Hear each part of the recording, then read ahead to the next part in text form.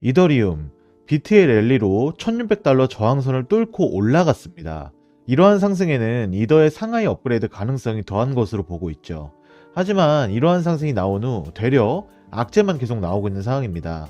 그래서 금일은 이더 이슈 한 가지와 악재 두 가지를 준비했는데 이더가 언젠가 넘어서야 할 부분이기도 했으니 매 먼저 맞는다 라고 생각하시면 편할 것 같네요. 이더로 인생을 바꿔보고 싶은 분들은 피리 끝까지 시청하시길 바라겠습니다. 첫 번째 이슈 체크해 보겠습니다.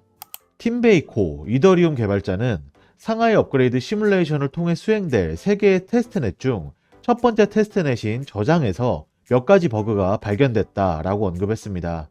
앞서 1월에도 이더리움 노드의 결함이 발견된 바가 있었고 섀도우 포크 이후에 게스 클라이언트를 사용하는 이더리움 노드에 약간의 결함이 발견됐었죠.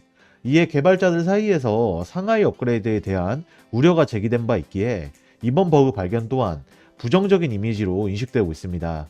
하지만 팀베이코는 이런 분위기를 예상했는지 오는 28일 예정된 세폴리아 테스트넷상 상하이 업그레이드 진행에는 영향이 없다라고 주장했습니다.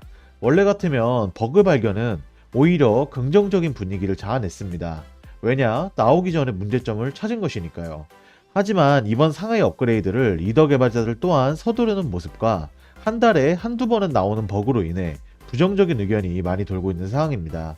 그래도 개발자가 업그레이드에 영향이 없다고 했으니 믿어보는 게 최선으로 보입니다. 향후 버그와 관련된 실시간 기사가 나오면 바로바로 체크해 드릴 테니 구독, 좋아요, 알람 설정 부탁드리겠습니다. 다음 소식으로 넘어가겠습니다.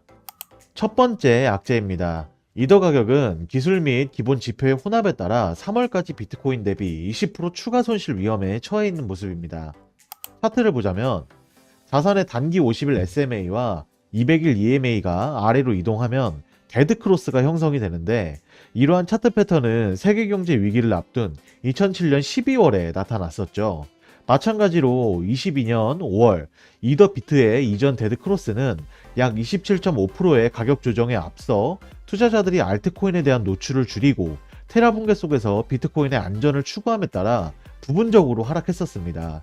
최신 이더 비트 데드크로스는 주로 SEC 암호화폐 스테이킹 서비스에 대한 단속 때문인 것으로 보이는데 스테이킹은 이더리움을 포함한 많은 블록체인의 핵심 기능이다 보니 저번 데드크로스와 유사한 단기 매도세로 이어질 수 있는 모습입니다. 즉 SEC의 스테이블 규제가 이더 비트의 데드크로스를 만든 것이고 이전 데이트를 대비해서 보자면 이번에도 20%가량 빠질 가능성이 높다라는 뜻입니다. 다음 악재는 이와 관련한 내용인데 이더리움이 4월에 매물 폭탄설이 나오고 있습니다. 내용을 살펴보자면 암호화폐 전문 매체 코인데스크는 이더리움이 단기적으로 무너질 3가지 포인트로 스테이킹, 스테이블, 상하이 업그레이드를 꼽았습니다. 첫 번째 스테이킹부터 보자면 미국 증권거래위원회 SEC는 지난 9일 대형 코인 거래소 크라켄에 모든 스테이킹 서비스를 중단하라고 명령하고 벌금 3천만 달러, 하나로 약 390억 원을 부과했었죠.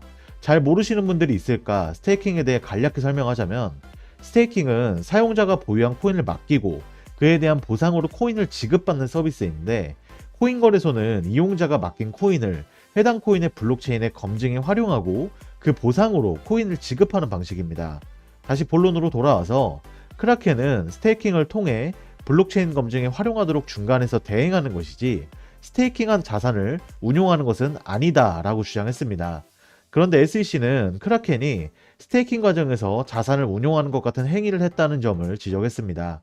크라켄은 미국 사용자들에게 스테이킹에 대한 보상으로 21%까지 이자를 벌 수 있도록 했는데 다행인 건 현재까지 알려진 바로는 SEC가 전반적인 스테이킹 자체를 문제 삼은 게 아니라 크라켄의 스테이킹 서비스만 문제 삼은 것으로 보입니다. 두 번째는 스테이블입니다. 뉴욕 금융서비스국은 지난 13일 팍소스와 바이낸스 간 관계를 조사하는데 몇 가지 문제가 해결되지 않아 소비자 경보를 발령한다며 팍소스의 바이낸스 코인으로 불리는 바이낸스 USD의 발행을 중단하라고 명령했습니다. 팍소스는 세계 최대 코인 거래소인 바이낸스와 계약해 스테이블 코인인 BUSD를 발행하는 업체인데 BUSD의 유통 규모는 160억 달러, 하나로 약 20조 5,870억 원에 달하며 이를 보유한 사람도 약 620만 명이 넘습니다. 자오창펑 바이낸스 CEO도 트위터를 통해 BUSD의 발행에 중단을 공식 인정했고 여기에 더해 월스트리트저널은 미국 SEC가 BUSD를 미등록 증권으로 보고 팍소스를 고소할 계획이라고 보도하기도 했습니다. 팍소스가 증권에 해당하는 BUSD를 SEC에 등록하지 않고 발행해 투자자 보호를 위반했다는 혐의인데, 만약 SEC가 스테이블 코인 자체를 문제 삼았다면 USDC, USDT 등 다른 스테이블 코인들도 무사할 수 없다고 업계에서는 보고 있습니다.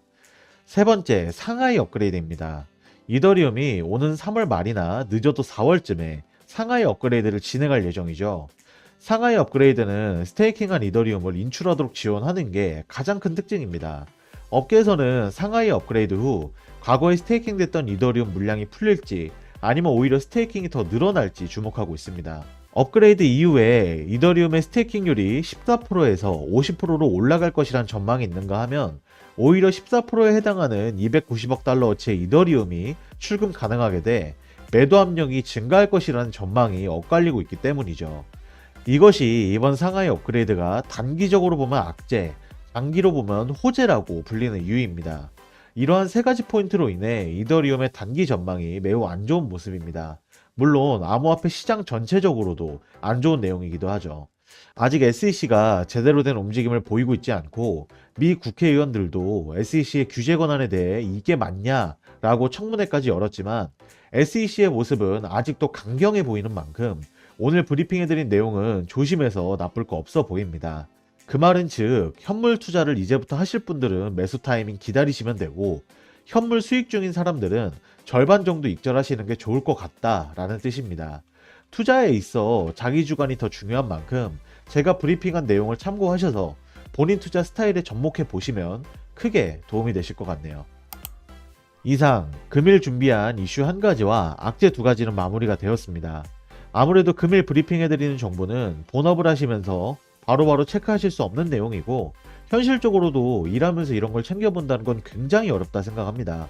그렇다고 해서 이런 정보를 놓치고 지나가면 내 피 같은 돈을 땅에 버리거나 내 자산을 불릴 길을 놓칠 수 있겠죠. 나는 정보화 시장에서 살아남고 경제적 졸업을 이뤄내고 싶다 하시는 분들은 영상 하단의 고정 댓글에 저희 크립토피아 토론방, 소통방 링크가 있으니 소통방 문의하셔서 함께 정보 나눠보시길 바랍니다. 감사합니다.